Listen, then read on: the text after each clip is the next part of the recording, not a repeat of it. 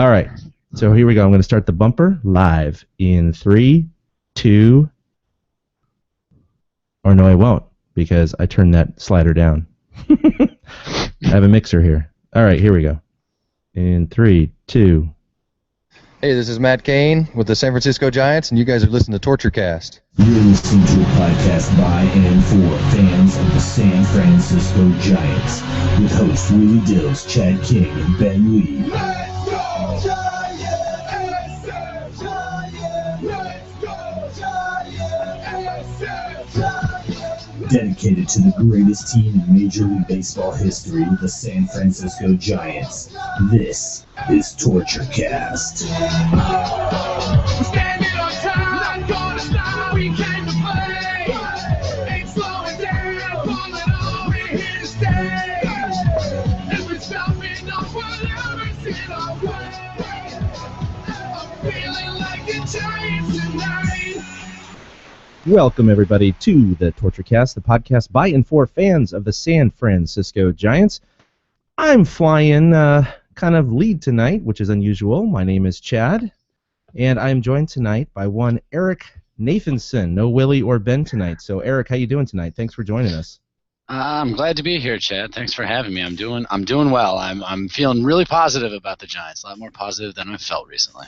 Yeah, a lot more positive than recently. I mean, aside from the result of tonight's game, the second game tonight, they really have hit a pretty good stride right now.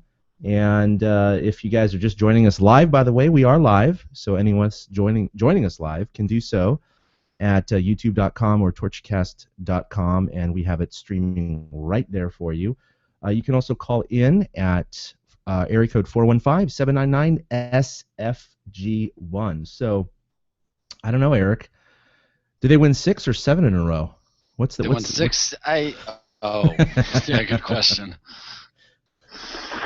I don't know. They're allowing some of the stats. I'm not quite sure how to let that happen, because it's like it was pointed out that because people like Panic made an appearance in the game, does that mean their debut is retroactive to May 22nd? But if they weren't on the roster, then they couldn't have been. So the stats count for today. So I'm not sure how that works, because even with Hunter Pence, I don't know if it extends his hitting streak. Yeah, it gets into like alternate dimension and third realities and weird stuff like that. Yeah, because Tim Hudson got the win for that game in May, and he almost got the win back-to-back. So that would have been like one of the most unusual. Actually, he got 2 the no wins decision. in one day. No, he got the no decision. Oh, did he? Colorado. Oh, he Yep. started that game, but he got the no decision, right? That's Yeah, right. He was Affel out picked when it up was still the win. tied. That's right. Affel got the win. He did start, though, both games. Yeah, he did, which is Technically speaking. strange enough that he got 2 no decisions in one day. So those of you who might be a little confused what we're talking about, today the Giants, of course, they just wrapped up as a very successful homestand, going 6-1. They had won 6 in a row, going on the road, but they had to complete a game that was suspended on May 22nd when they were in Colorado due to rain. And at the time, they were tied at 2 in the bottom of the 8th with Colorado up, or bottom of the 7th, I believe, with Colorado up. And they completed that game prior to the regularly scheduled first game tonight, or today. And the Giants did pull it out with a Hunter Pence single that broke the tie, and they ended up winning it 4-2. So officially, it goes in the books as a win on May 22nd. Therefore, their winning streak actually still stands at 6 because that doesn't get tacked on. It's really weird, but that's just the way it works. It was the same thing with their whole Cubs series as well. They had won 2 or 3 in a row before they resumed that game. They lost it, but they still had a winning streak. So a little strange. But that kind of rolled into the second game, or the first game of the actual series, and unfortunately the Giants ran into the buzzsaw that is known as Coors Field, where it just sucks the humanity out of almost any team there, including Colorado themselves. But it is just, it's a place, you don't know what the hell's going to happen there. And tonight was just another one of those examples, 7-2 lead. The Giants built a 7-2 lead tonight in the 6th inning, and quickly evaporated. And they had a nice little rally in the 9th, but obviously things didn't work out. But as far as tonight's game, the loss, I mean, what kind of positives can you take out of this, Eric? Well, the thing that sticks out to me the most, specifically, not even just today's game, but a week ago, the one game they lost to Colorado is when they give away outs, they give away runs. It happened during that, I don't know, I think it was the 6th inning when they put together a few runs, and then Machi came in and gave up 3 runs. Yeah. Earlier today, it was errors. So the positive thing, I know it sounds weird, but the positive thing is when you know the defense is shored up, the Giants are going to do it, which they showed during this past homestand every other game besides the one where they didn't play well. I mean, that and the fact that they scored 9 runs. I know it's cores, but they were clicking on all cylinders coming in, and that offense really seems to be firing right now. Everybody, Joe Panic has fit in perfectly in the 2 spot.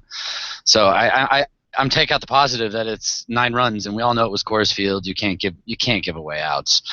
That and Romo ends up blowing the game in the long run. Yeah, it was frustrating to watch. I mean, I was at a Labor Day party, and I showed up when it was, I think, 4-2 at the time, so it was still a reasonable game, and then they blew it open 7-2, and me and this other guy were joking. We were saying, 7-2 in the 5th or the 6th. Well, it's Coors Field. You never know. And you kind of say that half serious, but also half kind of like, it's a 5-run lead. Come on, guys. I mean, you're a high-quality elite team. You need to nail this down at this time of the year. You need to, and there it goes. There, damn it.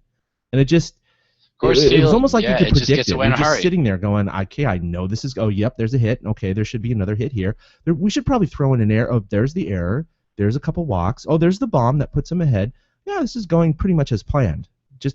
I mean, it's amazing how that place just consumes the Giants, especially this year. I mean, I don't have the stats right in front of me. I should have looked that up.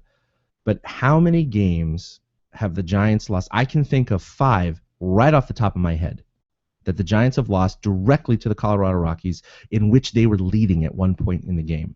So you have tonight's loss where they were up by 5.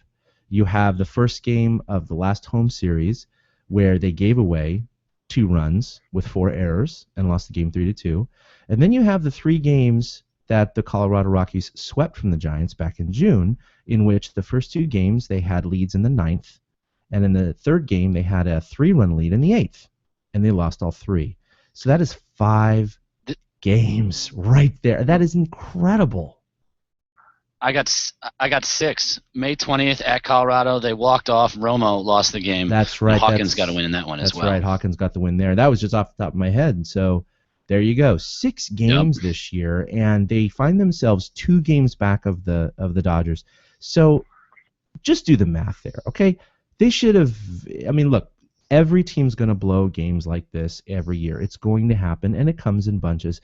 But to lose 6 games in that fashion to one team in 1 year is off the charts outlier. It really is. I mean, it's they only play each other 19 times a year in the West, and they've already lost 6 games in less than those 19 in horrific fashion. If you only lost 3 of those 6, which is still very hurtful and painful, the Giants are in first place by a full game right now.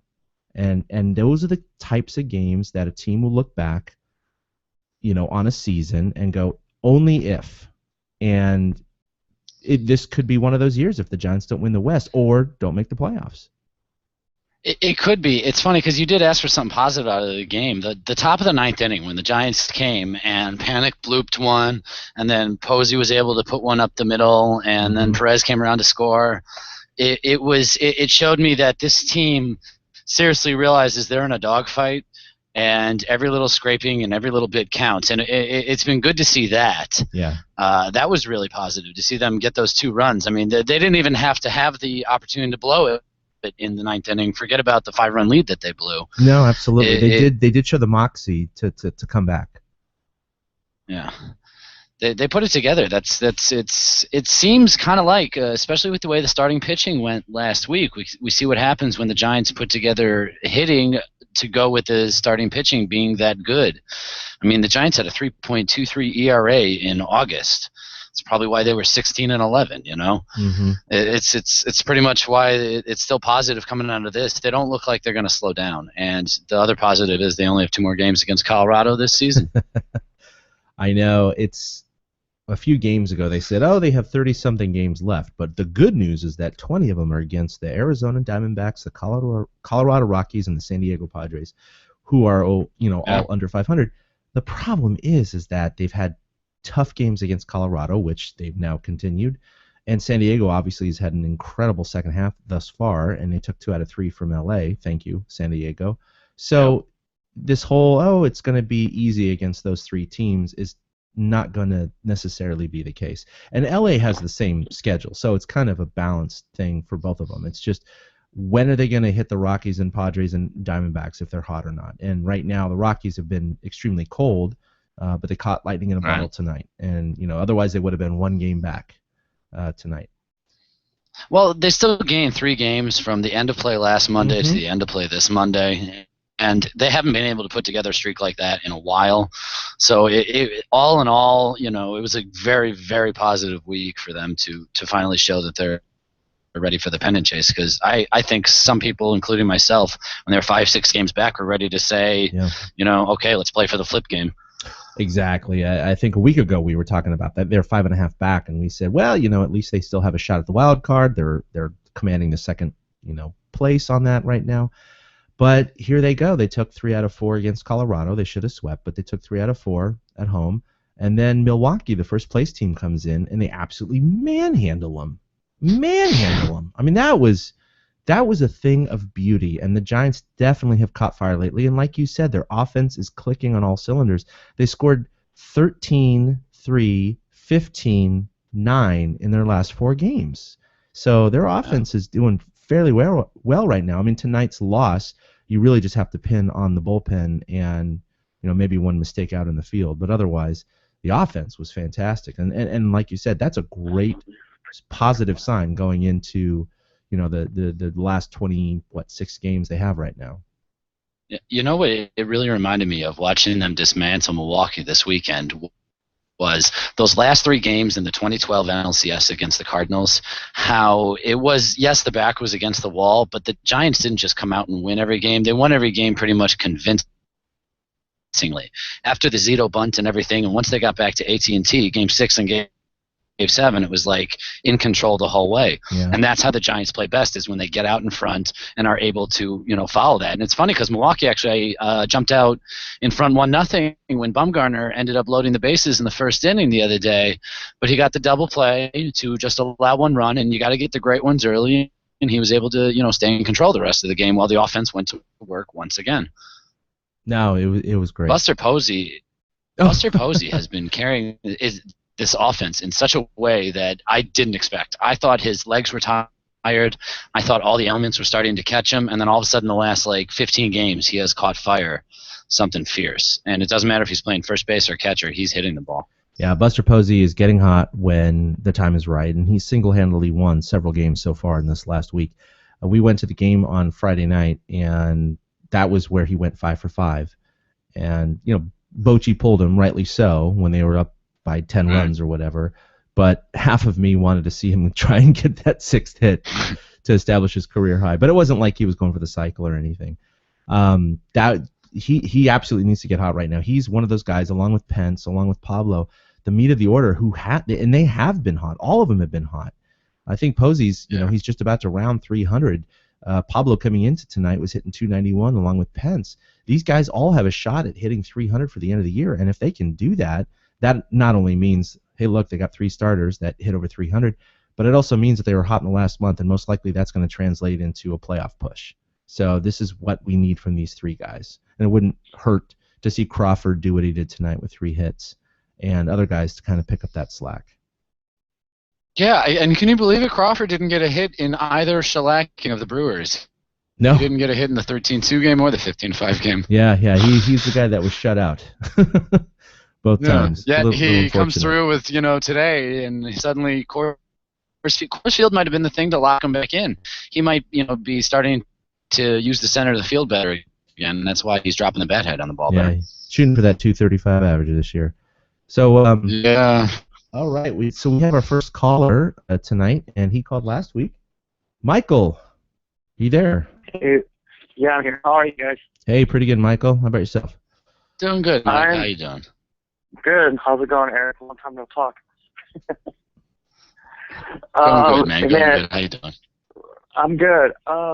Yeah, it's been a crazy week of baseball. I was talking last week. We were like, oh crap, we're 5.5 out, and what's going to happen? And next thing you know, these guys come out and they wake up after that 4-error game and win like 6 in a row, which is kind of a little unexpected, but I was kind of happy that they actually just were able to just pull together, play good baseball, hit the ball, like minimize the damage on defense, and don't commit any crazy errors. And Posey got hot, like you said, which is nice. I think we need that right now. I think the three of them, Pence, Posey, and Pablo, are like, if they can continue to ride this out, we can do some damage. Hopefully, maybe catch LA.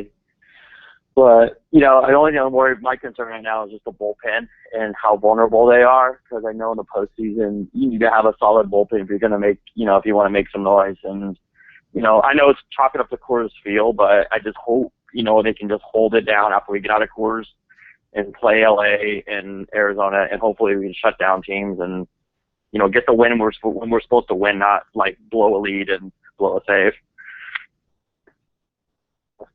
Yeah. No, Well, the funny thing with the I'll go ahead, Eric. bullpen is they've been a top 5 bullpen all season long. Yeah. The funny thing about the bullpen is they've been a top 5 bullpen all season long. And it's kind of surprising when we look at that stat. It's things like Romo today that blows it out of proportion. And I think that speaks more towards why did Bochy use Romo for a second time in the same day? If this guy was too shaky to be your closer long term, why were you comfortable with him in high leverage situations twice in one day? No, totally. It speaks to that. Yeah, I don't think Romo does well at Coors anyway. His slider doesn't break; it just floats, and everybody just eats him up there. So I don't know.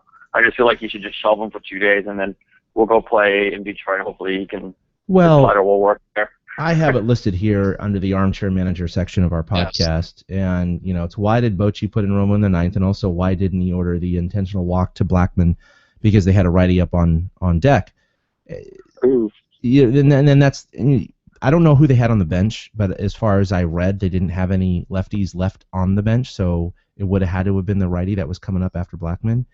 But Romo this year, and granted this is after tonight, where he pitched, 2/3 of an inning and allowed a run. But right now, versus Colorado this year, is a 14.14 ERA. He's 1-3. He has 1 save in 4 save opportunities, 7 innings pitched, 12 hits, 11 earned runs, 3 walks, 2 home runs, 387 batting average against. And at Coors Field, he only has 1 2/3 innings pitched, so it's small sample size. But he has 4 earned runs and 5 hits for a 21.6 ERA.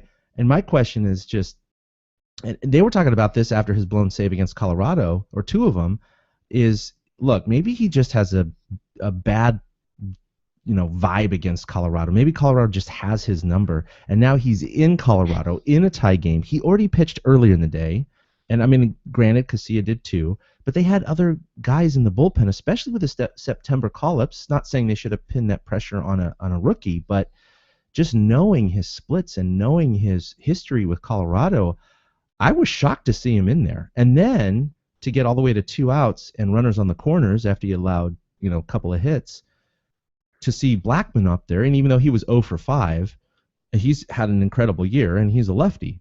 And I'm just completely surprised they didn't order the intentional walk with the righty on deck, because pushing the runner to second doesn't matter. The winning run's on third, so it sets up the force play. It gets the righty up there. So I was pretty upset that Bochy didn't order it. That being said, he might have told him, hey, look, because there was a conference on the mound before that, don't give him the intentional, but give him the unintentional intentional walk, right? Pitch around him, that kind of thing. Because that first pitch that he hit, I mean, let's all be honest, that was a ball. Okay? Yeah. It was. That thing was low in the zone. It was at the ankles, and he raked it with a golf club. And so you got to tip your cap to Blackman. But again, I wouldn't have been against the intentional walk. So maybe that's where they were going, in the unintentional route. But either way, Blackman, did what he's supposed to do. I honestly think it all starts back with putting Romo in that situation in the first place. You talked about a slider not doing anything at Coors Field. Exactly. Casilla keeps the ball down in the zone, and granted, as you just mentioned, Blackman's hit was a low pitch, but that might not have been the same scenario had Casilla started the inning in the first place. I felt like he's more effective to go to there. I'm big. I love Casilla. I know he's had every bump in the road now and then, and people I love Casilla and think he would have been the perfect choice for that situation. Mm-hmm. Instead, I don't think you can throw any of the kids in there. Machi had already been burned up and given up the 3 runs. Mm-hmm. And Romo pitching early in the day, I mean, he isn't always healthy. I know he's had knee problems in the past, and you have to wonder if the fact that he heated himself up early and then had to cool down and then had to heat himself up again, if maybe that was part of it, and maybe he wasn't necessarily as comfortable with his slider or as pinpoint with his control. Yeah, Affeldt had pitched, obviously, in the shortened game. Yep. Lopez pitched in this game, gave up a couple of runs, but they still had a couple bullets left in the holster. So I was surprised to see Romo in there. But Bochy is one of those guys who likes to get his players back up on the horse. And he had a successful outing earlier in the day, and he has this bug against Colorado. I don't know. Maybe that had something to do with it. But either way, once I saw Romo in there in the 9th, I was a little upset. If it was the 12th or the 13th and they were low on pitching, what are you going to do? They got to throw a guy in there. But I was really surprised to see him in there, aside from Casilla or someone else. But it is what it is. You could pin Bochy's tenure with Machi earlier in the game. Maybe Machi shouldn't have been in as long as he was, because they had that 4-run inning after Hudson left, and I was sitting there going, hey, let's get the pen going. Why are we getting this guy in there? But we trust in Bochy. he's done good for the team for so many years, and he's not going to hit 100%. And I think he might have whiffed a couple of times tonight, and that's going to happen. Yeah, it all shakes out with the talent. The Giants' talent is displayed that they're going to continue to carry it. I mean, this past week, you said last week you guys were talking on the show about how they were like 5.5 back and all that. Yeah, exactly. A week ago. Now they're only 2 back of LA, a game and a half ahead of St. Louis for home. Ahead of Milwaukee for the wild card, 3 ahead of Atlanta, 3 ahead of Pittsburgh. Yep. Suddenly they're in a position of power. It took 1 week at home to turn that all around, and it's absolutely shocking for a ball club that was playing horribly at home leading up to that. They were like 500 at home until they ripped off 6 straight to end the homestand. Is that what it was? Yeah. The 7-game homestand. They're now 38 and 33 at home, so they were actually under 500. They were 32 and 33. That is and correct. They're 37 and 30 on the road. I think that once they get past Colorado, it's funny, they have Detroit this weekend. These games are going to be a couple more 9-9 games. We got Vogelsong pitching one of these, and then who's starting tomorrow? Where are we in the rotation? I forgot with all these games today. Petit tomorrow. Yeah, it's Petit tomorrow. Oh, it's Petit tomorrow. Oh Yeah. Petit will probably give a good outing, but Vogelsong got lit up with that inning in the 3rd in Colorado earlier this season. In fact, this is a perfect segue into one of the questions that you had here in the notes, Eric, and that is the Dodgers are actually shuffling their rotation. They inserted that rookie tonight in order to have the Big Three face the Giants next weekend. So the Giants are not doing that. They're going to have, it looks like right now, if everything stays the way it's supposed to, they're going to have Bumgarner, Hudson, Petit against the Dodgers. Or Lincecum if he comes back in the rotation, but probably Petit. It'll be Greinke, Ryu, then Kershaw. Yeah. So, what do you guys think? Because this is what Mattingly did to start the second half, and it worked perfectly for them. They swept the Giants at AT&T. So do you think this is something that Bochy should be trying to realign his stars for, or is it just stick with what you got, trust what you got, because it sends a message to those pitchers that you usurp from their positions against the Dodgers that you're not good enough? I think, but we know. Go ahead, Eric. No, you're good, man. Oh, I was going to say, didn't we have a different lineup offensively, or we had a different lineup back like a month and a half ago than we do now, right? Oh, well, sure. Well, Yeah, but I mean, But let's just talking be from honest. the The pitching Dodgers, aspect, yeah. yeah, the Dodgers' offense is so good that it's just the pitching matchups are part deciders in some of these games because the talent levels are like kind of even when it comes to lineups. I don't think the Giants need to counter. I really don't. Having Bumgarner be the first starter in the series, I'd rather have him start game 1 than him face off against Kershaw in game 3 or something like that. Yeah. Especially the way Bumgarner's been throwing the ball. Anytime you can get him more opportunities to toe the slab is good. Plus, if like PV or somebody hits it on the next time around, plus Hudson, do we all trust Hudson in a playoff situation? I think I do, and I think do. Bruce Bochy does too. Yeah. So there's absolutely no reason to take him out of a pennant race, to bump him back or anything like that. No. I think the Giants are doing it just fine because there's no need to juggle it. It's not that the Dodgers are like worried about the Giants. I think Mattingly just wants to make a statement because those first 3 games out of the 6 remaining are in San Francisco. Mm-hmm. And those last 3 games that you referenced were also in San Francisco. And I think he's got his eye on that as far as, well, if we can step on their throat while in their home, in their park, then we can take the division the last 2 weeks. So I can see why Mattingly would do that. But it's like you said, Bochy made some wrong moves today, but we've seen him make a ton of these kind of moves over the years. Yeah, he tends to not reset his rotation. The only time he's done that was in the 2010 playoffs, and worked out fine for him. But he typically stays with the rotation that is set. He lets the cards fall where they may. And look, Bumgarner is pitching in the series already. That's great. That's what we want. And I agree with you, Eric. I think that if you take Bumgarner against Kershaw, I mean, looks like he's on his way to winning another Cy Young. I don't think there's any doubt in our mind that he's the best pitcher in baseball right now. You might not want to send your ace against him, because it looks like you probably got an 80-90% chance of losing the game against Kershaw, and it's not going to improve that much with Bum pitching. But if you get Bum against Greinke or Ryu, however you pronounce it, you have probably a better chance of securing a win there. And then the middle game is a rubber match, and hopefully Hudson takes it if he gets into his form that he can.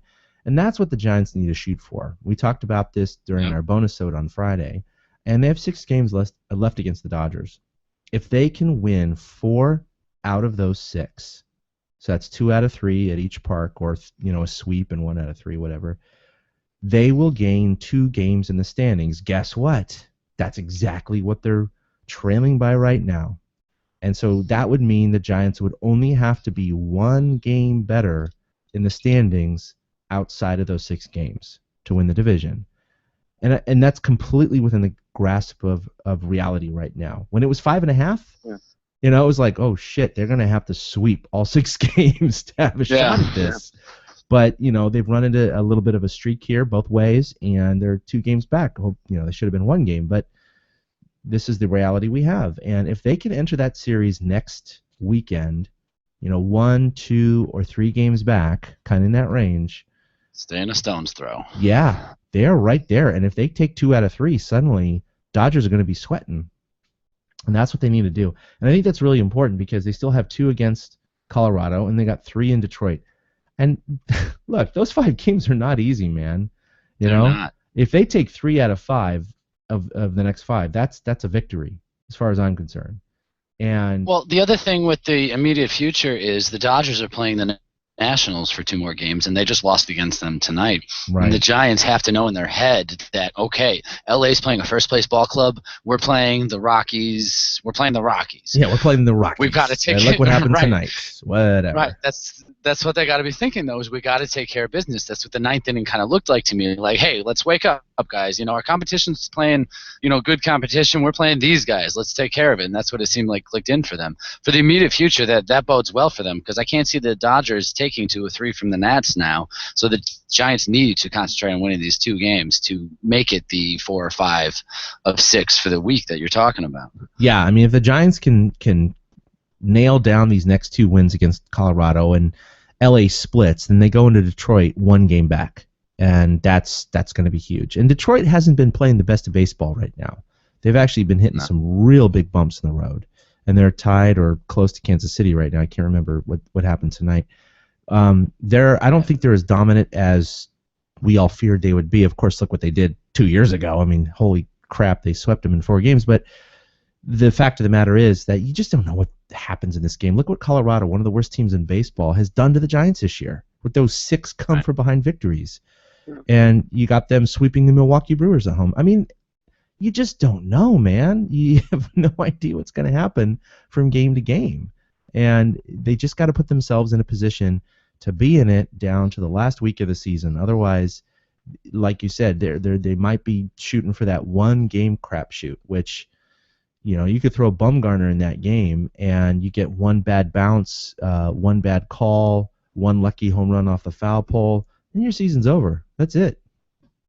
Mm-hmm. So, Michael, what are as we wrap up for you here? What are your concerns for the Giants, or even the silver lining for the Giants as they head in here to the last 26 games of the season?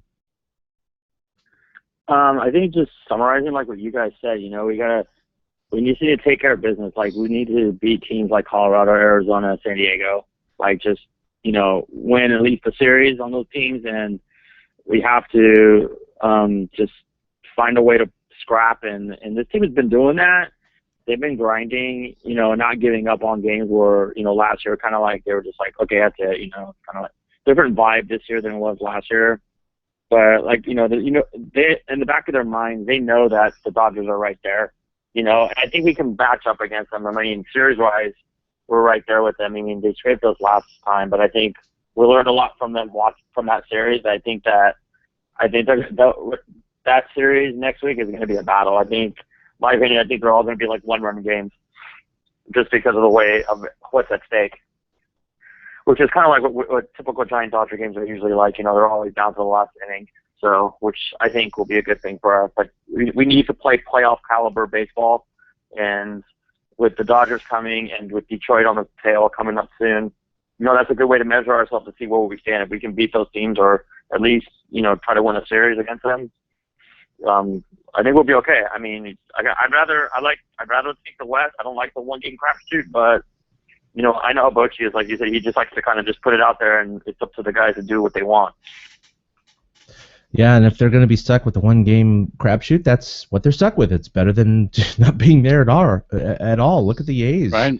They're one of the best teams in baseball. They have the second-best record in baseball, and it looks like they're going to be relegated to that one-game crapshoot, and that's just the way the second wild card works. So, well, Michael, I want to thank you for calling in again this week, and I will be in touch with you because obviously we're going to be at those games on the 10th and the 13th, so maybe we can hook up there. So. Yeah, definitely. You guys have a good one. Thanks for letting me call in and chat baseball with you guys for sure. All right, thanks a lot, Michael. All right, thanks, take Mike. care. Thanks, Chad. Thanks, Eric. Take care.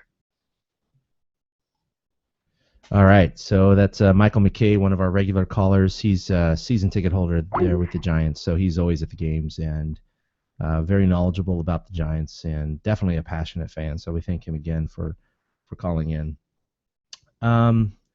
So yeah, the wild card system. I'll bring that up again because we talked about it in our bonus sode on Friday. Just me and Willie at Zeke's, and you're familiar with Zeke's there. It's a great little hangout. Like Zeke's. I think we must have left some sort of radioactive presence or some filth there because every single time we go to that bar after games, be it a Tuesday night or a Friday night on a holiday weekend, that corner booth or table has never, ever been occupied, no matter how crowded the bar is. It's incredible. I don't know what it is. It's almost like we reserve it. And what Chad's talking about is like it's almost like an alcove off to the side of where the rest of the bar opens up to, and he's right. It's just like one little pocket, and you're kidding. Nobody has ever been there when you guys get there. Not one time in the 3 years we've been doing this. Not one time. Wow, you guys should contact Zeke's, and maybe they should start sponsoring the TortureCast. I know, right? They know us really well now, so which is really great. Now, when we did record, it was fantastic. First of all, I talked about this on the bonus-ode, so I won't go into too much detail. But for those of you who did miss the bonus-ode, the 280 here in San Francisco was closed for the weekend for repairs, seismic retrofitting. and they said, "Oh, the traffic's going to be epic. It's going to be the worst you've ever seen. There's a Giants game tonight. Come early." That whole thing. Well, I usually like coming up early anyway, so I can do the Bochy pregame conference and watch BP. So I came up a little extra early, assuming the traffic was going to be bad for getaway day, Friday, commute, Giants game, and the freeway's closed, so everyone has to go through the 101. Well, it actually wasn't that bad. I got off on 3rd Street after Candlestick Park, where the Giants, of course, used to play before 2000, and got to the park at 2:30. Wow. Just about 4.5 hours before game time. But it was really, really cool because by the time I got in, I saw that Manny Pacquiao and Chris Algieri were down in the cage taking BP, and I had no idea that was going to happen tonight or that night. So I quickly ran down there, and they didn't even rope us off, right? You go right up to the cage. So it was right up to the cage, taking pictures of, it was really cool. Manny Pacquiao can't swing with shit, though, by the way. It's a good thing he's a boxer. And he's so tiny, but he could kick my ass. It just doesn't look like he can. You know what I mean? Yeah. I'm like, I could just hold you away from me, like as you swing, and not be able to hit me. But I know he could literally kill me and cave my skull in. But Will Clark, my favorite player of all time, was standing just to my right. And so much of me wanted to just ask him for an interview. And I said, okay, I got to do it. But he did some photo ops because half the Giants were out there, Pablo and Pagan and Morse, and all these guys were out there because they're huge Pacquiao fans. And so they were all taking selfies and passing their phones around to the reporters going, hey, take a picture of me. They were like little kids. It was actually really cool to see kind of that. We get starstruck with the baseball players and other people, but they're starstruck because of Manny Pacquiao, who's like half their size. So Marty Lurie, who we did interview last year, real great guy. He's a local lawyer who turned into a baseball broadcaster 20 years ago, and he's one of KMBR favorites. They even had a Marty Lurie bobblehead night last weekend. He came up to Will Clark and said, "Hey, can we finish?" And he's like, "Oh yeah, let's finish." Apparently, their interview was disturbed by the Pacquiao presence, so I sat behind them on the back dugout bench, and they were on the front dugout bench, and it was really cool to hear the end of the interview, but then when he hit the off button, he was just shooting the shit with Will Clark. They were throwing F-bombs and cussing, and it was just great to hear these really cool baseball stories from the heart from both guys. Marty with his extensive baseball knowledge and history, and then Will Clark with all of his euphemisms and experience. But once he was done, I kind of waited. I just went over and I said, "Hey, do you have 5 minutes?" And he's like, "Yeah, sure, no problem." So I did the interview, which was really hard to not like piss in my pants and spit down his throat because I was spittling so much. But Am I really talking to you right now? I know it's one of those things, right? Where it's like I met him twice when I was like a teenager or preteen, and now I'm like,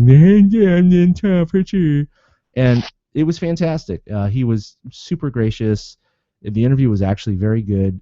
I think I did okay for myself. I was a little excited, talking a little fast, but overall it was all right. So if you guys want to check that out, that's there. So going up early really paid off. But one of the things that I asked Will Clark about was, in fact, it was my second to last question, and it was about the wild card. I said, look, in 1993, you guys had probably the best year of any San Francisco Giants team in history. They won 103 games. They've never won 103 games before that or since then. And yet they didn't even make the playoffs because that was back in the two division days, and Atlanta won 104.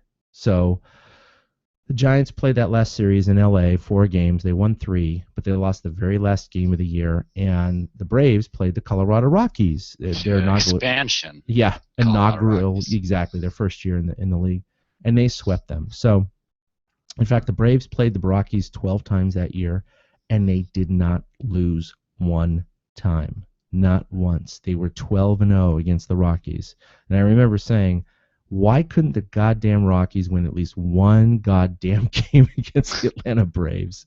At least they would have had a playoff. But regardless, the Giants didn't make it. It was one of the best teams of all time. That was the first year Barry Bonds was on the team. the wild card they would have benefited from, because clearly they would have been the wild card. And he said, yeah, I love the wild card system. We would have made it. It would have been fantastic. I said, well, what about the 2 wild card system with the 1-game playoff? And he says, I hate it. I don't like it at all, because it gives too many teams a chance to get in. And, a team like, say, the Giants from 1993, or this year, the A's of 2014, they're going to be probably 5, 6, 7 games better than their opponent that they play in a 1-game playoff. But yet that doesn't matter.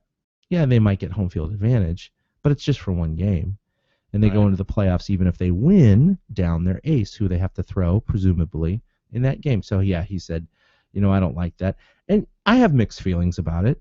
I think I understand Major League Baseball's sentiment. First of all, you get more teams with a chance. You get more cities, more fans, more revenue, more trades at the deadline.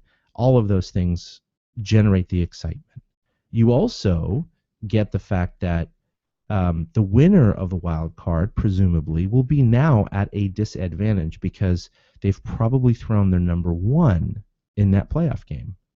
And now they have to go into the NLDS or the ALDS down their ace, who only can pinch 1 time instead of twice. So I do understand some of the benefits to the series. I just wish it was probably 3 games. And I don't know how you feel about that.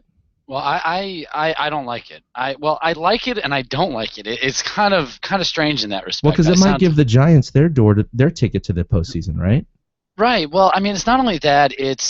To me, it puts a greater emphasis on winning your division, and division is the teams that you play the most throughout the year. And if you are the betterment of those teams and then the rest of the competition as well, you win the division, so you get the automatic berth into a series. But I don't think that the penalty for being the best second-place team should be to play like a coin flip game with, like you said, one team could be 5, 6 games better than the other team, but the only home field they have is for that 1 game. It doesn't stretch out over any period of time whatsoever. So I don't like it in the sense, but I mean, you think back to 2012, and aside from Atlanta Braves fans, I don't think anybody can really remember that the Cardinals played in that wild card game and then gave us that epic NLCS. If I don't think people remember the wild card game. I could barely tell you who was in it last year. And I think that's why I don't like it. Is it seems important, but in the long run, I think we just forget about it. And the bottom line is win your division. So I kind of like it in the sense that it forces you to win your division, but I hate it because it's 1 game for everything, and you should never have 1 game for everything unless you're on equal footing, like they would have been in '93. I totally agree. I have no problem with 2 teams that are tied for division lead or wild card or whatever position, and they have a 1-game playoff. It's like, okay, you played 162 games, you're tied. This is the only resolution to this problem. That's okay. But, man, that's really going to suck for the Oakland A's this year. Even if they win, it's that disadvantage of having to throw their ace, which, well, they have like 4 aces, by the way, but to throw their ace in that 1-game playoff. And it's probably gonna be against Seattle, like Felix Hernandez, or Detroit. They could face, a Porcello or not Porcello. He's not even on the team anymore. Verlander or whoever. Scherzer. And it's very, very frustrating because I think 1 game there's just too much that can happen. Even in a 3-game series, it's too much that can happen. In fact, the first division series I wish was 7 games, not 5, even though the Giants have benefited from that the last 2 playoff runs they've had. But the fact of the matter remains that the Giants are potentially going to be benefactors of the system this year. Obviously, if they're the number 1 wild card, they are not, because the old system they would have been right into the division series. Right. But with the new system, you can get ousted in 1 game. And so that's kind of the rub that I have. I really don't like this new system. And some people argue to me that, well, the wild card should not go into the playoffs as strong as the division winners, and this is where what their penalty is. Well, okay, fine, but sometimes wild cards actually have better records than division winners. Yeah. So why are you penalizing them there? Sometimes, the wild card team is going to be 6 or 7 games better than the number 2 seed. Yep, they got to play them and they can lose. Is that really fair? Because now you're not even saying, well, you should have won your division. Well, okay, yeah, you should have won your division, but you didn't. You still finished 6 games better than this team. Why should they get in based on 1 game? And the Houston Astros and the Colorado Rockies win games. Anyone can win 1 game. Yeah. It's almost like guilt by association. It's like you weren't good enough to be the division winner, so we're going to lump you in with everybody else, basically, and say that you only have 1 shot. You're only on equal footing with these other teams. You're not on equal footing. When, like you said, there's been teams where that's the whole reason the wild card started in the first place, though. It's because the Yankees cruised to a wild card berth back in, I believe it was 2011, and it took all of the drama out of it, and everybody wants the drama. And honestly, I mean, we've had great drama the last few seasons down the stretch, and we're probably going to have great drama this year. The Pittsburgh Pirates, last season coming down the stretch. They won their wild card game, yep. Right, the way the Rays put it together. So, like, on an overall whole, it's like a good for the game thing. But as a fan of a team fighting for that division crown, I'm with Will Clark. I absolutely hate the idea of playing 1 baseball game to determine whether or not you get to play for the championship. Yeah, and the problem I have with it is the NBA and the NHL I hate because more than half the teams make the playoffs, and the number 8 seeds are commonly under 500 or often under 500, and that's a travesty to the sport. Now, the benefit is that 99.9% of the time they are ousted in the first round because they are playing the number 1 seed, who is much, much, much better than them. However, it's not a 1-game playoff. If it were, there would be a higher percentage rate of number 7 or number 8 seeds beating number 1s. And that's what I don't like about this system, is in no other playoff system other than the NFL, because it's always 1 game, right? The NFL is not series-based. But in any other sport that is series-based, they do not have 1-game playoffs other than tiebreakers. And that's where you just throw it out the window. You're just like, well, shit, all right, anything can happen. I guess it's a coin flip. Whatever. It's all good.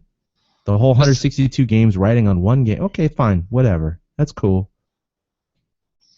And then to think that like somebody can make a difference in that game who might have hit 183 on the season, you know what I mean? But that's the point, is they could have made a difference at any time. Mm-hmm. I think as Giants fans, we're gonna be analyzing this for the next 5 years, because it doesn't look like the Dodgers are going away, and it doesn't look like the Giants are going away. I think that this rivalry, specifically for the division, is going to be alive for a while. So it's a good problem to have, as much as we kind of pick it apart in the first place. Yeah, they are not the Houston Astros. So exactly. All right, so we talked about the rotation, shuffling that. So let's talk about milestones galore all over last week at AT&T Park. You wanted to bring that up?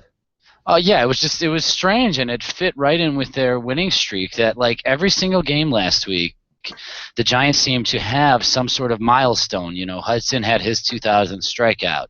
Then, what was it? Petit had his 46 game or 46 batters retired streak. And then Bumgarner, or the day before that, Bumgarner had his, perfect game opportunity. It seemed like every night, Posey with his 5 hits tonight, you were there. PV with his no-hit bid and getting his 2000th strikeout. And it was just weird because it all lined up with everything.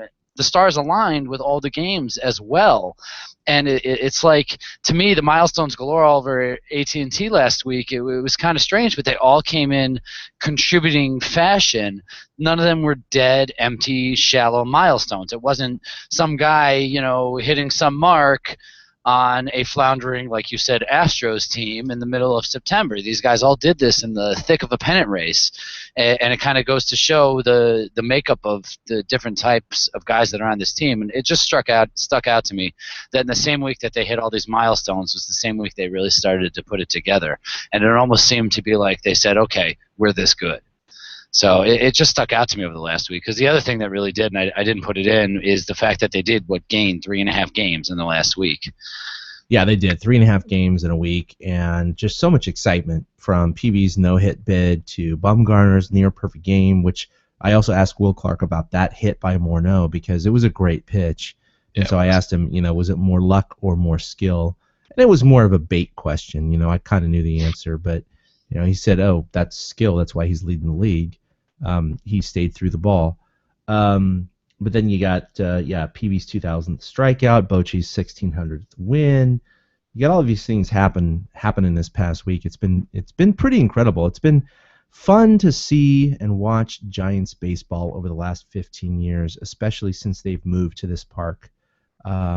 If you think about the number of events and milestones and amazing memories that have transgressed or transpired in this park, it's astounding. It's obscenely way more than almost any other park in such a short period of time. It really, really is. Yeah. And you have your historical ballparks, which of course have your amazing memories and the Yankees and those kinds of things. But my God, the number of events that have happened at AT&T in just such a short period of time. You look at other teams like, let's look at the Rays at the Tropicana Dome, and let's look at the Astrodome, and let's look at Minute Maid Park, and a few things have happened there. Not even close to what AT&T has witnessed. It really is a special place, and I think the Giants fans need to take heed of that and recognize that this is not going to be here forever. We've had a sustained run that's lasted for quite some time, and it's just not always going to be here. So, let's count our lucky stars if the Giants can actually make the playoffs this year. Well, it felt like a pennant race for the first time this past week. It was such a strange year with how they jumped out so far in front and then just free fell. This was the first time it felt like that the Giants were just in the thick of a race this past week. And the sellout streak, and I know everybody can't see my hands, that goes on at AT&T, it felt fuller with all the things going on and the crowd getting into every single game.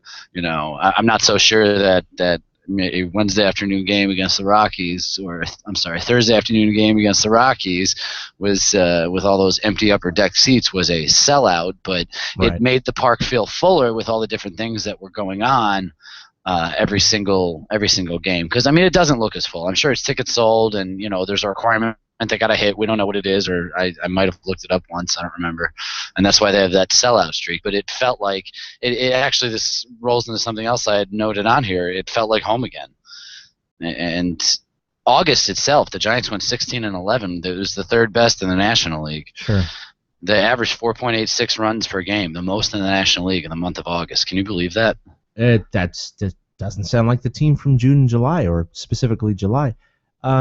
It's incredible to think that they were under 500 at home just a little more than a week ago.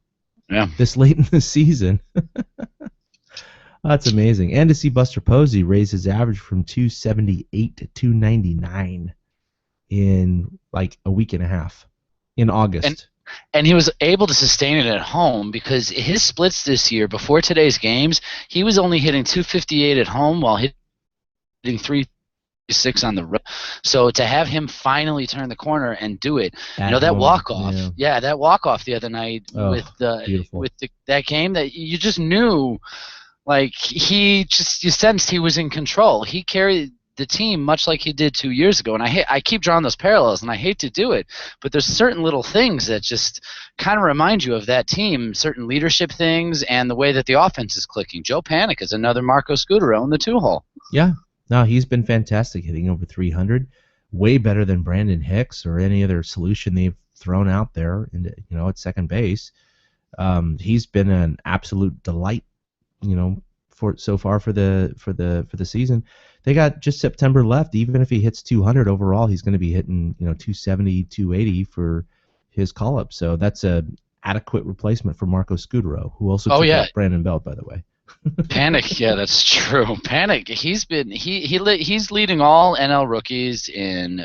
He led all NL rookies in August in batting average, on base percentage, hits, and his 36 hits in the month of August were the most by a rookie since Buster back in July of 2010. Oh, that's a good stat. I did not know that. That's fantastic. Yeah. Wow. 36 36 hits in August? Yeah, he had 36 hits in August, and Pence is on a 14 or 15 game hit streak as an aside. But 36 hits by Joe Panik in August. He had a lot of multi-hit games. He did. Yeah. Oh, So he's been he's been more than a revelation. He's been a solid major leaguer in the 2-hole. I think that's another reason why the offense is starting to click. I've always talked about how Angel starts it up at the top of the lineup, but if there's nobody to keep him moving around, and now that Hunter can drop back down to the 5-hole, because we haven't trusted Mike Morris in the 5-hole for 2 months now. Yeah. Yeah. No, absolutely. I do want to actually look at the stats for the whole. With and without Pagan is pretty astounding. And granted, right when Pagan came back, they were still kind of treading water, but now they're kind of caught a bit of a hot streak. Clearly, this team is still above 500 with Pagan before he went down, and they're above 500 with him after he came back. It is just incredible to me. Even if he can't directly relate to every single win, there's something, and I'm objective scientist here, there's just something about his presence that seems to do the Giants good. And if he had not gone down this year, I swear to God they'd be in first place right now. Yeah, I totally agree with that. And they might be in first place by like 5 games. Yeah, absolutely. So what do you think? Which of the September call-ups, and there was a lot of them in the last 2 days, is going to make a difference? And I mean, I know this is just kind of throwing a dart at a board here, but you got any inklings for like situational awareness and I have all the transactions. That Bochy will put them in. Do you want me to mention anybody? Like, mention them all? I have all of them written down. Yeah. Go ahead. I totally could give them. All the call-ups, between call-ups and purchase contracts, there's 10 guys in total. Between before today's games and then after today's game, there was 5 more transactions. Right. They've called up outfielder Juan Perez, pitcher Mike Hickam, pitcher Hunter Strickland, which we saw today, catcher GQ, who we also saw today. I'm sorry, Quiros. Right fielder, GQ, baby. I can't help it. That's just what he is. Right fielder Chris Dominguez. They brought back Adam Duvall. Gary Brown is getting another shot. They've got pitcher Eric Cordier, pitcher Chris Heston, and Bruce Bochy's kid is going to be called up to the big club. Yeah. I was, What's going on? I was seriously surprised by. So was I. But I'll take an emergency catcher for a 15-inning game if they need it in September. I'm gonna spotlight. I guess Brown. I don't know if he's even gonna get many chances, but I don't think so. Same with Bochy. I don't see it happening. Yeah, I don't know. I mean, Duvall. I really thought Duvall was gonna step up more than he did. I was surprised that he couldn't hit for average as well as he could for maybe connecting to the long ball now and then. I think Strickland will have the most impact. We saw him today, and if he can have his head be okay as a young kid coming out of the bullpen, I mean, that kid fires bullets. And Eric Cordier, too. If he gets his shot in some games and it's not just mop-up activity, I remember seeing him in March, and his ball just zips. So I'd have to say I'd go pitching because I don't think there's a bench player that's going to make a difference for the Giants that got called up. So I'd have to say Strickland or Cordier. Yeah, Strickland, he gave up a couple of hits today, but he was averaging around 97, 98, and he touched 100 once. And that's just like, what? A Giant throwing that fast? This does not compute. Well, we had it with Heath Hembry, but... Well, yeah. But even then, Hembry wasn't actually touching that over the last year and a half. So that's why I'm not exactly totally depressed that they actually traded him away. Because, I didn't mind that trade at all. Yeah, he wasn't throwing the gas that he used to throw. So it was kind of like, well, maybe it's declining stock that they got rid of. So, yeah, it is what it is. PV's there now. I'm totally good with that trade. Yeah. I'll say. Well, sir, while I may not agree with what you say, I'll defend to the death your right to say it. Sorry, I have to play with my soundboard. I have it right here. Yeah, you're doing the drops pretty pretty well now. If you ever want to do play-by-play for the San Francisco Giants, just don't do what Dave Fleming did. Renteria hits a high drive, deep left center field. David Murphy going back. He's on the warning track. It is gone! I love that call. That is like one of the best calls ever. It's just like hitting his perfect puberty high note, just And I enter high school tomorrow. Well, I mean, it was so sudden. None of us, Edgar Renneria, back then. It's funny because you look at the team; it's so different now than it was then. Oh my God! I think Kruko has something to say to Flem. Back off. Drink some milk. I'm having fun with the this soundboard. Yeah, it's a good little soundboard. So, in fact, this is out of context. Let's just relive Pablo's 3 home runs because he may not be with us next year. He swings and he belts one. Deep center field. Jackson is going back. And gone! A home run! Number 3 for Pablo Sandoval. His first play at bats in this World Series. And Pablo Sandoval looks like the babe himself has come back to life. And then Pablo ate him. No,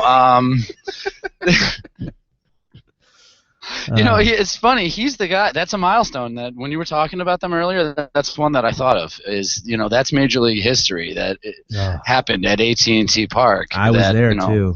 Exactly. I was about to say that you and fans got to witness. Out of all of the, I've seen some amazing games at AT&T. From even at Candlestick, but as far as AT&T, it started with the 2000 playoffs against the Mets. I saw JT Snow's home run. That went off the tin, and of course they ended up losing that game to, Roberto Benitez, which really sucked. I saw a game in the 2002 World Series against the Angels, which they lost at home.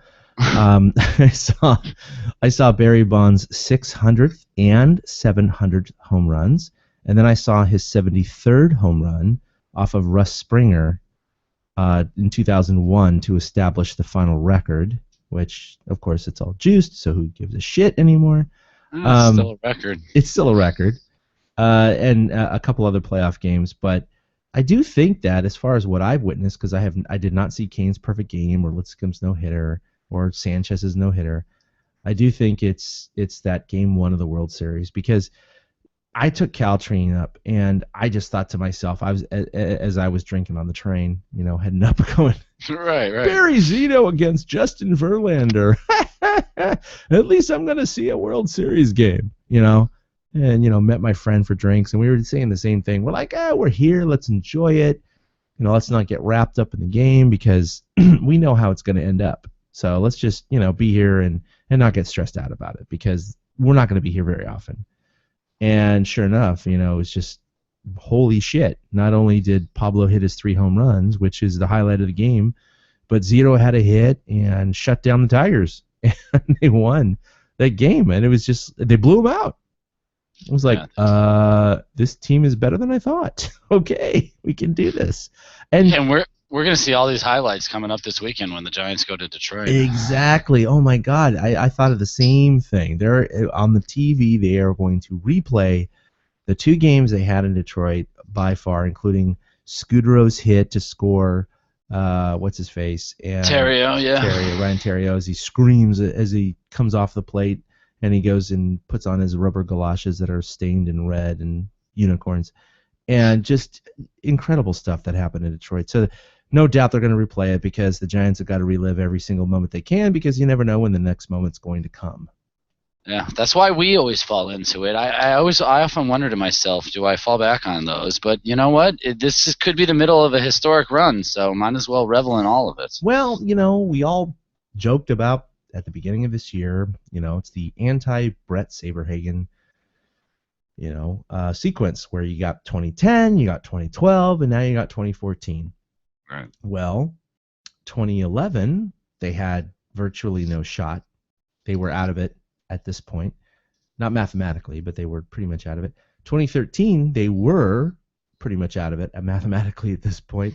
Yeah. So 2014 is different from those 2 odd years in the sense that they're not like, totally out of it. So there is a little bit of hope there, considering they own the first wild card spot. That you never know. You never know.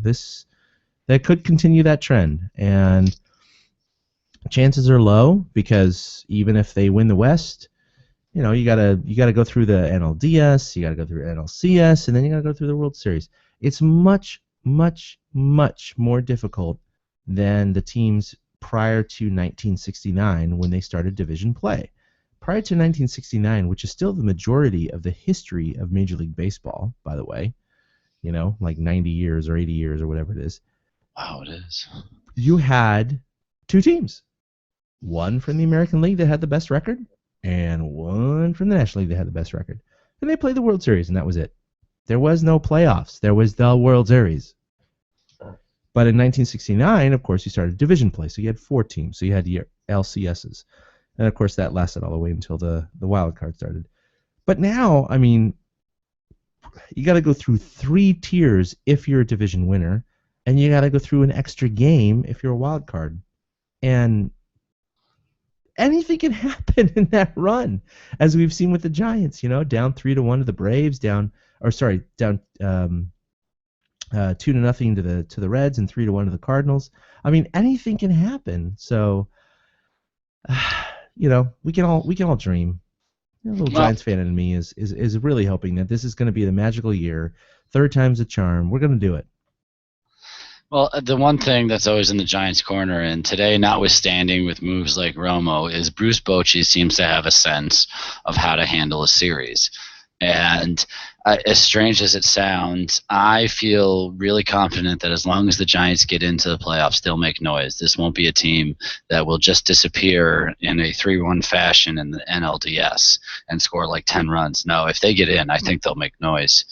So to me, that's the biggest reason to avoid that coin flip game. So I'm with you. I'm kind of dreamy about it now. A week ago, I would not have been. No, I was ready to write off the season a week ago. I'm really positive going forward, though. They look like a team that deserves to win the division, and that's when you feel good about it.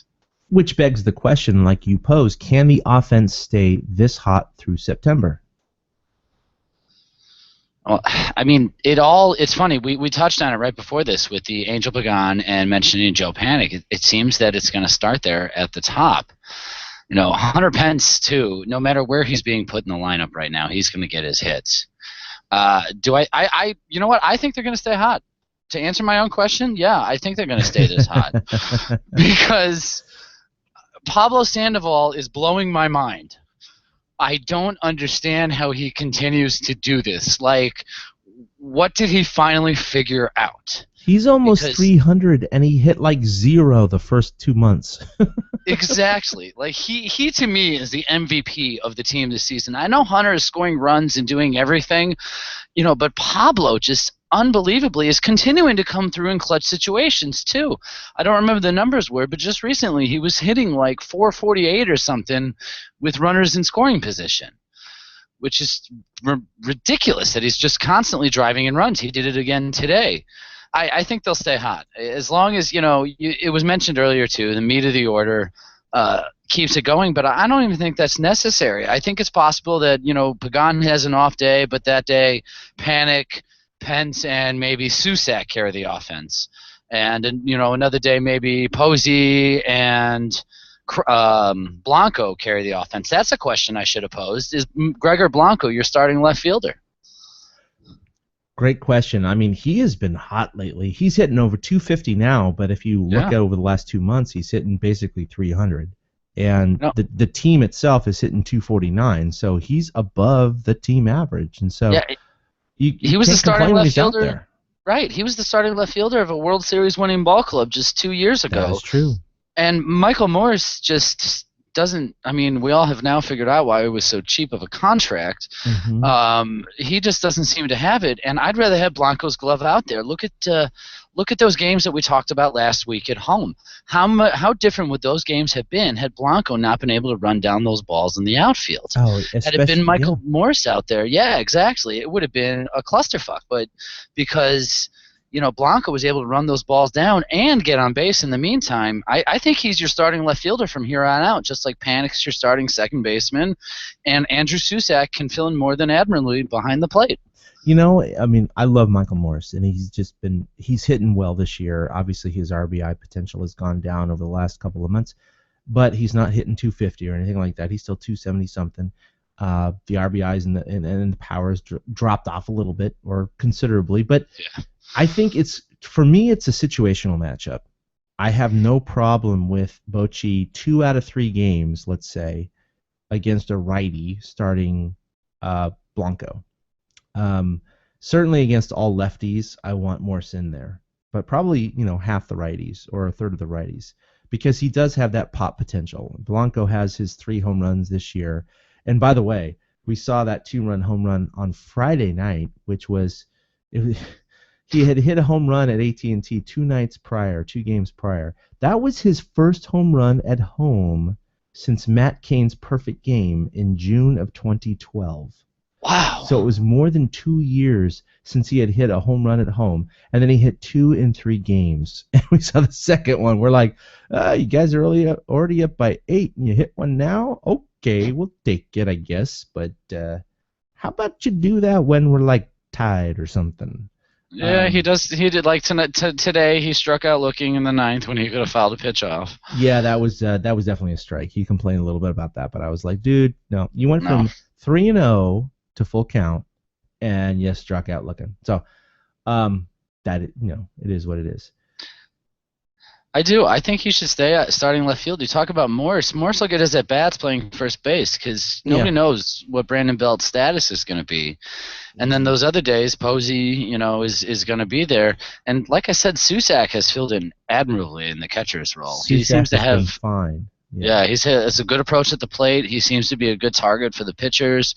They don't seem to be, having these crazy bad innings or anything like that. And the fact that Hector's gone, the Giants really needed a backup like that. Yeah, no. So I think Moore still gets his at-bats. I think he just gets him at first base, and Blanco gets to run around in left field for the rest of the season. That's what I'd like to see. I have no problem with that because Blanco's defense has been, invaluable because sometimes you see Morse out there. He's been left a little too long, and he just cannot get to balls that absolutely should be caught. Not even like spectacular catches by Blanco, just routine running catches towards the fence or the line.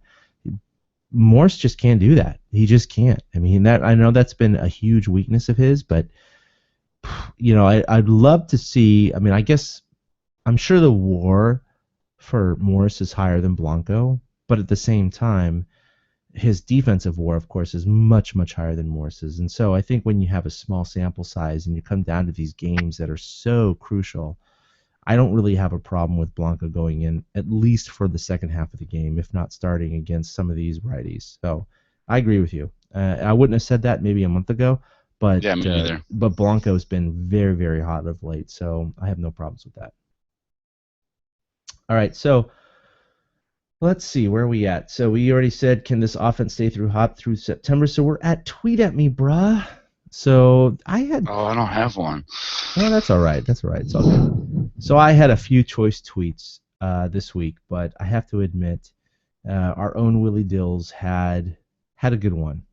He tweeted this right after the Rockies won tonight with their walk-off celebration, 10-9, and he said, I think when a team is 23 games back and gets a walk-off, they should just walk the fuck off.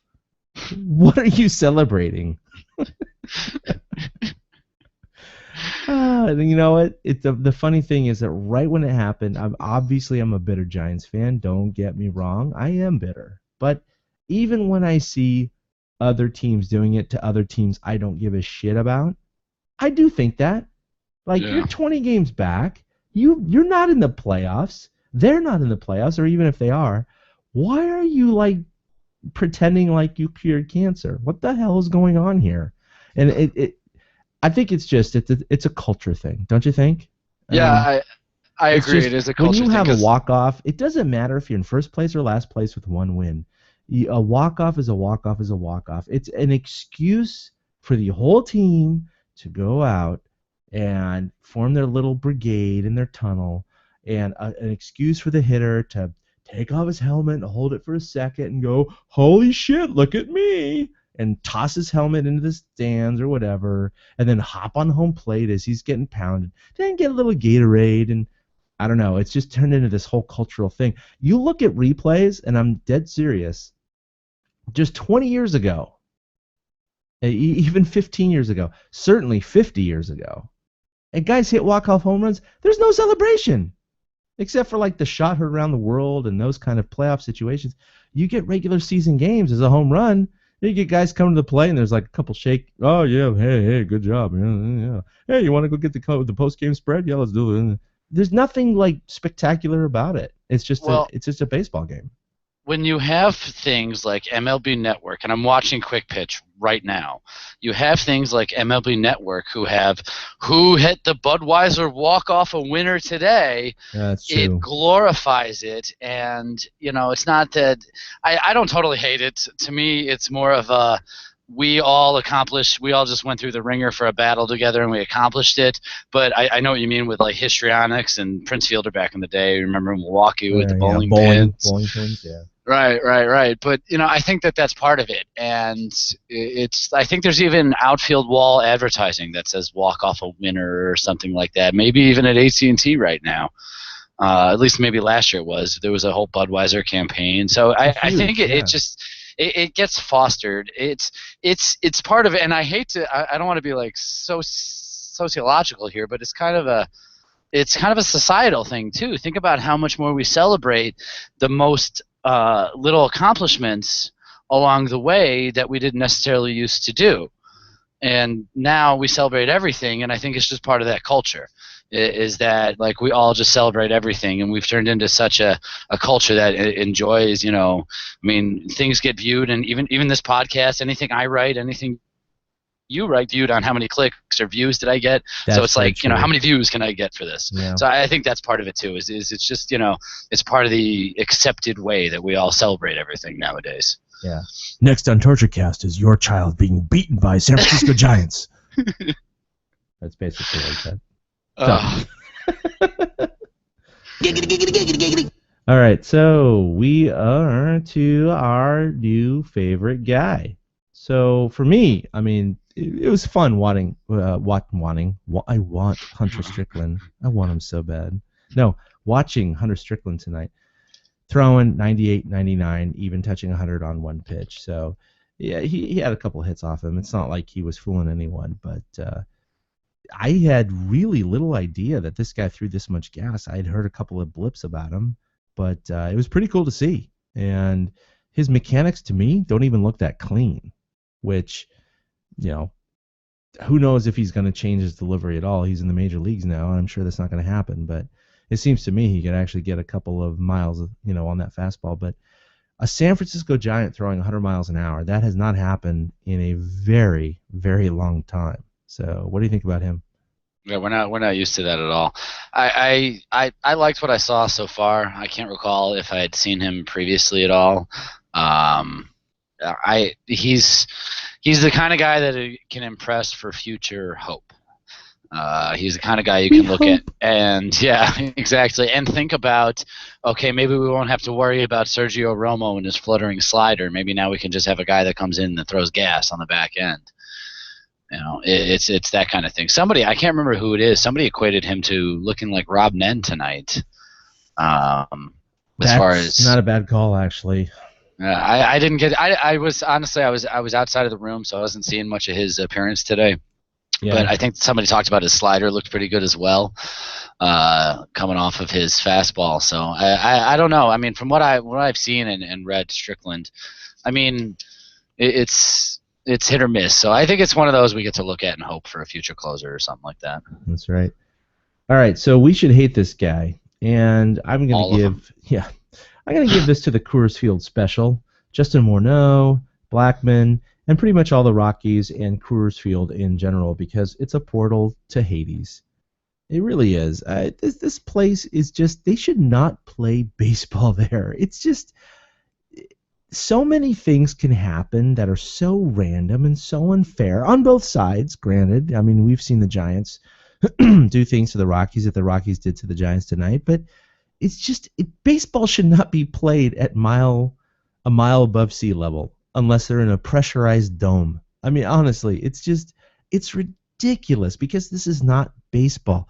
If you had that game, or a myriad of other games played at Coors Field, played at sea level or close to it, the result, or at least the result could have been that, but certainly the actions would not have happened in that same scenario today. The place is just bullshit as far as I'm concerned, no matter how you look at it. Because, look, they say, oh, we have a humidor because it's dry, and the drier the ball is, and there's less friction because there's fewer air, oxygen and nitrogen molecules in the air for resistance. So that's why the ball travels 10% further than it would at sea level. So what do? Oh, we move the fences back. Oh, okay. So there's maybe fewer home runs, which, by the way, there's not. No. But what you do is you spread out the outfield. So now you have the dinks and the bloops and whatever falling in at much more frequency, same with the gappers and down the line and everything like that. So, yeah, you already have more home runs than any normal field, but you also have more hits in general. And it's just, they call it the Coors Field Special, blah, blah, blah, blah, blah. Oh, they have a 5-run lead. It's not safe. Everyone keeps joking about it. But at what point does Major League Baseball say, you know what? When the 7th best hitter on the Rockies is still hitting 270, we got to stop this. It's ridiculous, man. I can't stand the place. It's an anomaly in baseball. It's a cancer as far as I'm concerned. And I wish they would move the goddamn team to some place in freaking Kansas for all I care. Just not in freaking Denver.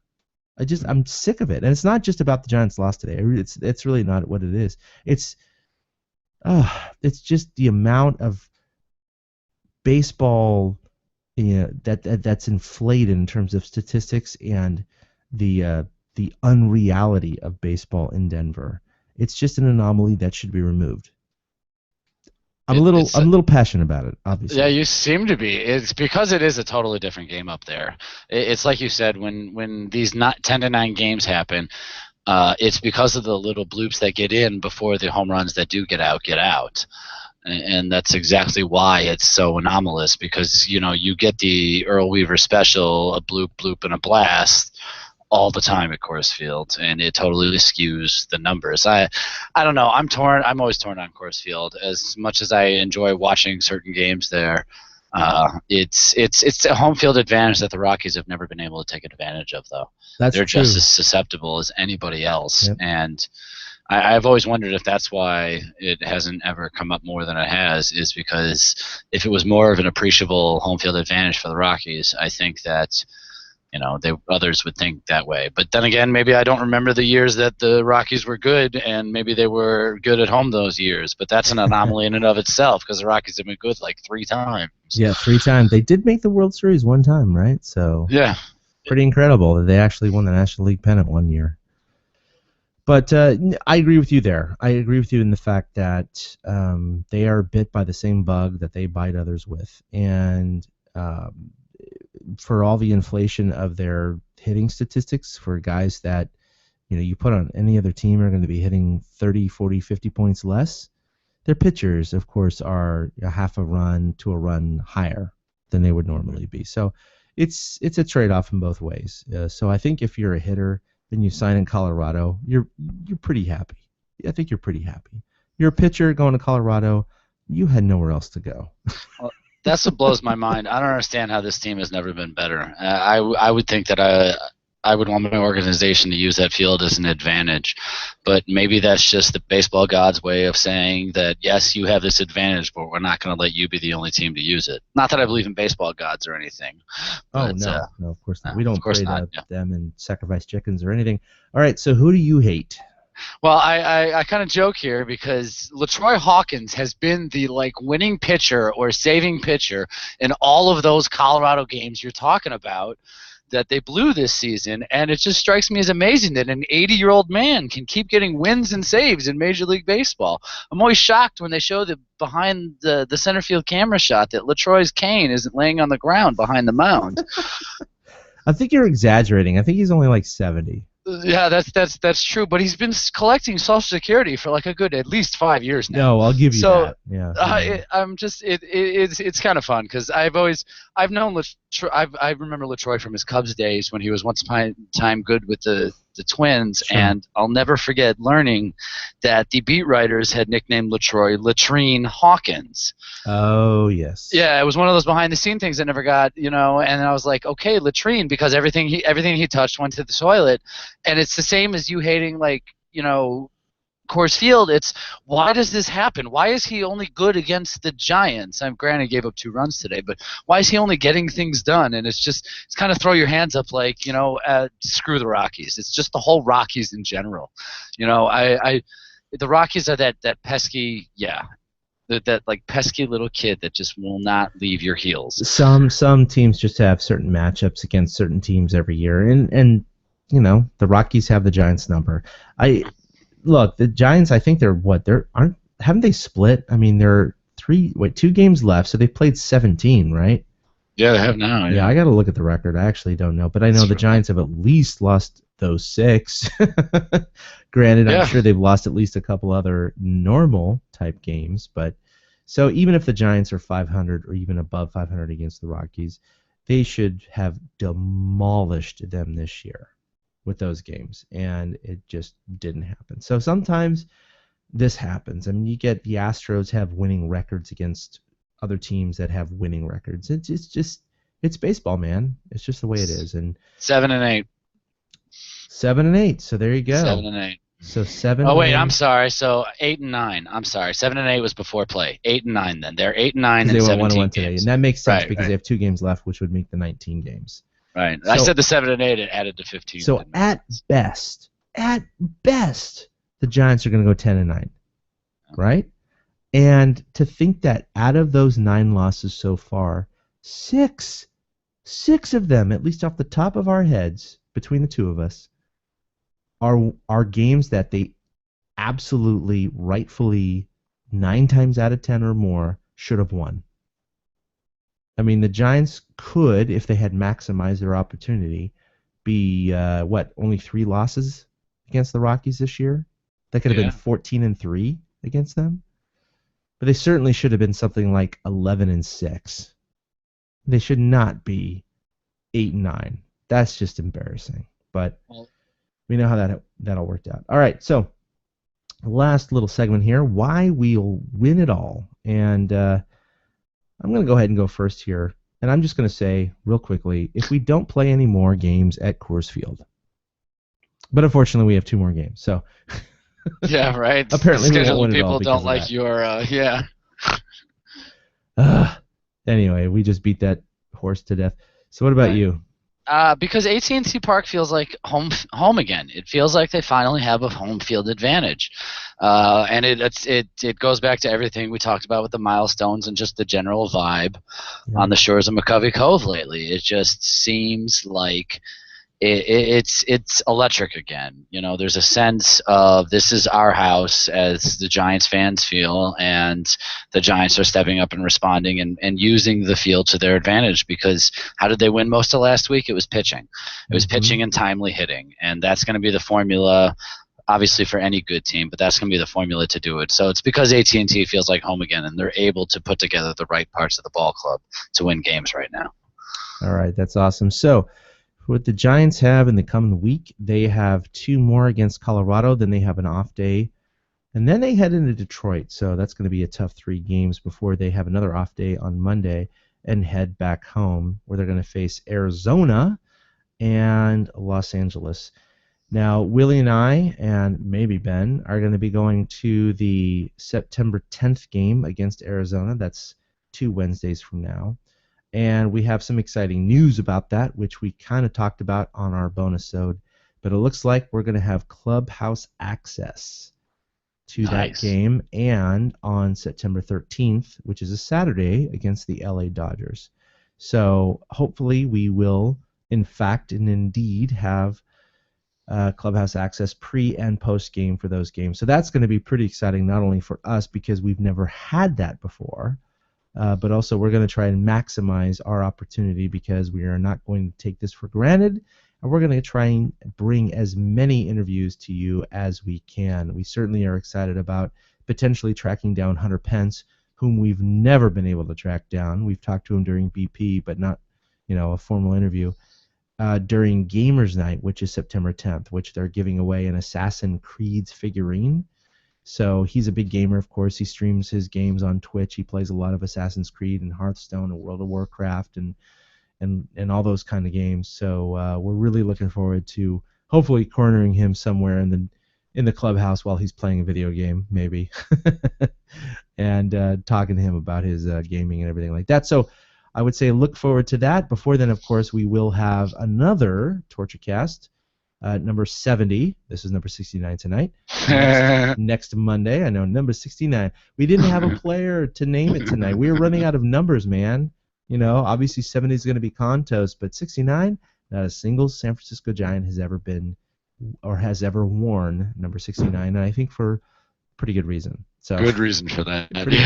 pretty good reason for that. So anyway, I just want to let you know that you can, we are actually streaming this live right now on YouTube. We have several viewers right now, and we're going to be trying to do this every single episode as we close out the season, and you know, hopefully we bridge this into next season with a really good following and some better technology. So we're gonna bring some really good stuff to you guys.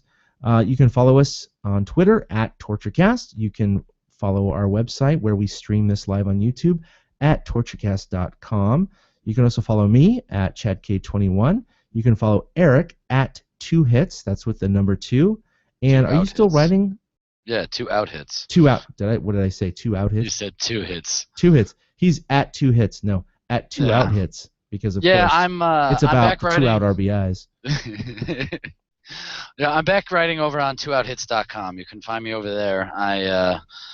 I'm doing my own thing right now. I got 2 out hits up and running again, so you can find some That's things. awesome. I got a new post up a few days ago, and I'll probably have a couple more things this week. Awesome. So follow him at 2 out hits with the number 2. You can follow our absent co-host tonight, Willie Gregory, or Willie Dills Gregory, at Willie Dills. You can also follow Ben at Fried Duck. So for Willie, for Ben, and for Eric, this is